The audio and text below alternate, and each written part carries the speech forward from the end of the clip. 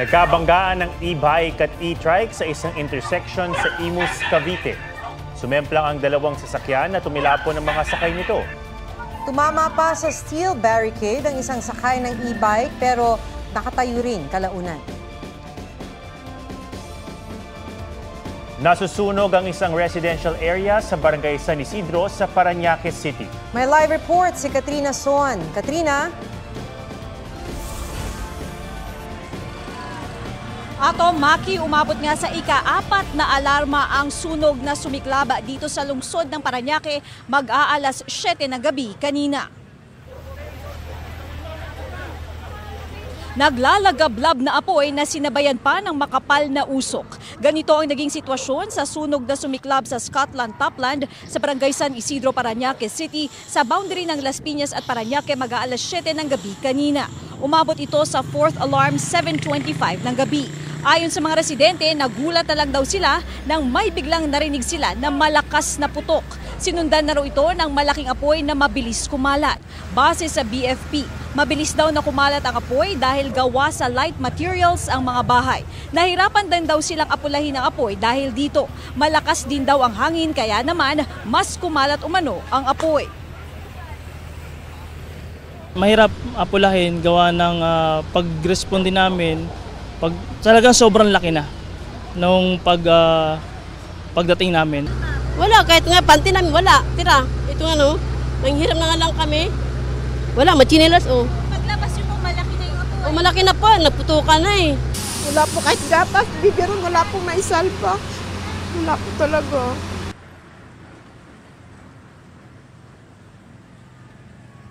Ato, Maki, sa mga oras naman na ito ay inaalam pa ng BFP kung ilang bahay ang natupok. Wala namang reported casualties sa kasalukuyan. Maki? Maraming salamat, Katrina Son. Sa gitna ng patuloy na pagtaas ng mga kaso ng pertussis, bukod sa pagpapabakuna, inirekomenda rin ng Department of Health na iwasan muna ang paghalik sa mga bata. May report si Sandra Aguinaldo. Puspusan ang pagbabakuna ng mga sanggol sa Dagupan City laban sa iba't ibang sakit, kabilang ang pertussis. Lahat po ng 1-year-old pababa ay kinakailangan po na magkaroon ng 3 doses po ng pertussis vaccine. Ito po ay nakasama na doon sa tinatawag natin na 5-in-1 or yung pentavalent po na vaccine. Sa Iloilo City na nagdeklara ng state of calamity dahil sa pertussis outbreak, nagbahay-bahay ang mga health worker para kunin ang vaccination status ng mga batang 0 to 59 months. Gakablaka, maniging nakulbaan man sa bata, ay simpre way tangadaan mga kwarta, budlay magtubuan sa sangsakit. Sa datos ng DOH, 568 pertussis cases na ang naitala mula Enero sa buong bansa. 40 namatay, karamihan mga sanggol. Sa mga baby, sipon lamang yan. At dahil sa hindi pa sila nag-uubo, magsusuka po yan. At yung taas-baban dibdib, babantayan nila kasi mangingitim yung bibi at baka biglang huminto sa paghinga. Kaya naman hinihikayat ng DOH sa mga magulang na pabakunahan kontra pertussis ang kanilang mga anak, lalo na yung mga sanggol. Aminado naman ng DOH na limitado ang kanilang bakuna sa ngayon, kaya makatutulong daw ang pagbili ng bakuna ng mga local government units. Pati matatanda pwedeng tamaan ng pertussis na nagdudulot ng matinis at ipit na paghinga matapos ang pag-ubo. Pwede ring makaranas ng paghinto o hirap sa paghinga, pagsusuka at lagnat. Paalala ng DOH, iwasan muna ang paghalik sa bibig ng mga bata para hindi mahawa. Kung kakarga ng sanggol, maiging maghugas muna ng kamay at mag-face mask. Ang DepEd NCR, inirekomenda na ang pagsusuot ng face mask at physical distancing sa mga eskwelahan. Bakit ka nakamask ngayon? Prevention lang po sa sakit na pertussis po. Kung severe talaga yung bata, ina-advise na namin siya na magstay at home. Binibigyan na lang po namin sila ng mga modules. Pero sabi ng DOH, mga sanggol ang karaniwang tinatamaan ng pertussis, kaya wala pang kaso nito sa mga paaralan. Sandra Aguinaldo, nagbabalita para sa GMA Integrated News. Dahil inaasahang lalo pang titindi ang init bukas, magpapatupad ng online asynchronous o synchronous classes sa ilang antas sa Quezon City. Ipatutupad yan sa daycare, elementarya at sekundaryang pampublikong paaralan, pati na sa ALS. Ipinauubaya naman sa mga pribadong paaralan ang pagpapasya kung magpapatupad ng online classes, pero hinihikayat silang sumunod sa ipinatutupad ng lokal na pamahalaan. Ayon sa Pag-asa, posibleng umabot sa 41 degrees Celsius ang heat index o damang init sa Quezon City bukas. Nagsuspindi rin ng face-to-face classes ang ilang paaralan sa ilang lalawigan dahil sa sobrang init. Babala ng Pag-asa, inaasahang titindi pa ang init sa Mayo. May report si Katrina Son. Si Nanay Neneng kadalasang nagpapahangin sa labas ng bahay dahil sa init. Anong gagawin namin? Magtiis sa init? Lalabas ng bahay. Si Virgil Lintaw naman, kahit nasa loob ng bahay, tinututok naman ang electric fan. Ang init kasi, sobra hindi ako makahinga. Base sa datos ng Pag-asa, ngayong unang araw ng buwan ng Abril, kapansin-pansin ang pagtaas ng heat index sa ilan sa mga probinsya sa bansa. At inaasahan daw na mas tataas pa ito pagpasok naman ng buwan ng Mayo. Inaasahan din ng Pag-asa na mas darami pa ang mga lugar na isa sa ilalim sa danger category ngayong Abril. Hindi rin daw isinasantabi ang posibilidad na may mga lugar na mapapabilang sa extreme danger category. Towards May, ay mas mag-increase pa po yung temperature natin and yung heat index. Dumadami na po yung relative humidity natin.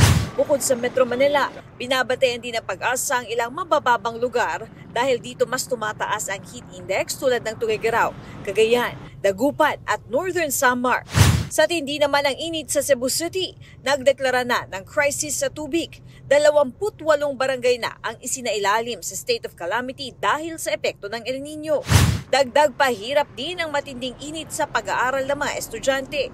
Sa Iloilo Province, half-day ang face-to-face classes mula noong nakaraang linggo dahil sa init. Kada sa ilo namon, gapamaypay pa kami ka notebook namon, kay nabudlayan kami magsulat kay kainit, gabalas namon, katulot-tulot na balas naman sa namon.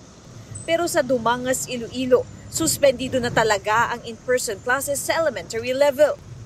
Sa Iloilo City, ipinatupad ngayong araw hanggang bukas ang alternative delivery mode mula preschool hanggang senior high school sa pampubliko at pribadong paaralan.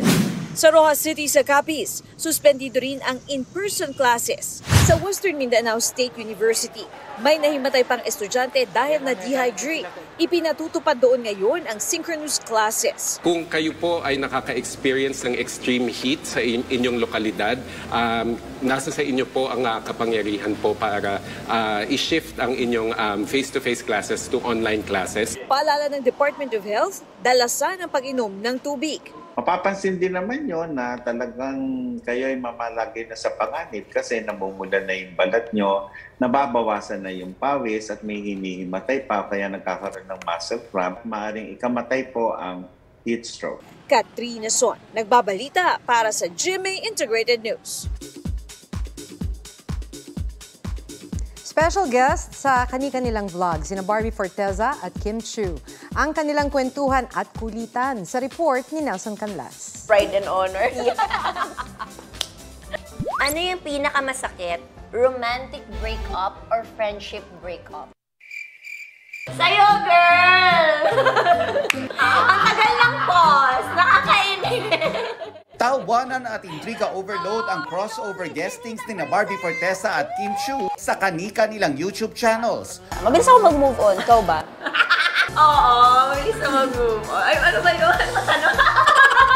Looking forward din daw ang dalawa na magkaroon ng project together. Kung mabibigyan tayo ng chance or kung mabibigyan ako ng chance na maka-work ka, ano yung naiisip mo na pwede nating gawing project together? Gusto ko yung ano tayo, like gumawa tayo ng nakakatawang pelikula. Ay, todo yes, funny, na magkapatid, na baliwan, yung magka-away pero nag-reconcile. Dating nagkasama ang dalawa as judge and performer sa sikat magpasikat segment ng It's Showtime na e-ere na rin sa GMA simula sa Sabado, April 6. Nelson Canlas nagbabalita para sa GMA Integrated News. Posible ring magka-rabies sa mga baka at baboy. 2 baka at 3 baboy sa Marinduque ang tinamaan ng rabies ayon sa Department of Agriculture. Ang sintomas ng rabies sa baka kapareho rin ng sa aso, grabing paglalaway at nauuwi sa pagkamatay sa loob ng 3 hanggang 5 araw. Kung hindi naluto ng maayos ang karne ng baka o baboy na may rabies, pwedeng lumipat sa tao ang virus. Mahalaga rin ang pagpili ng pagkukunan ng karne na dapat ay may tatak na nasuri ng meat inspectors. Pero bago yan, kailangan pinababakunahan na rin kahit ang mga baka.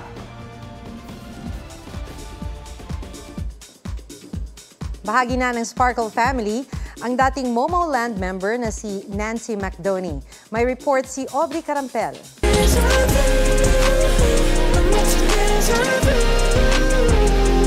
Promise of reunion. Mensahe ng comeback single ng Tomorrow by Together na Deja Vu. Best album compilation naman na 17 is Right Here. Pag-grand comeback ng 17 sa Carats.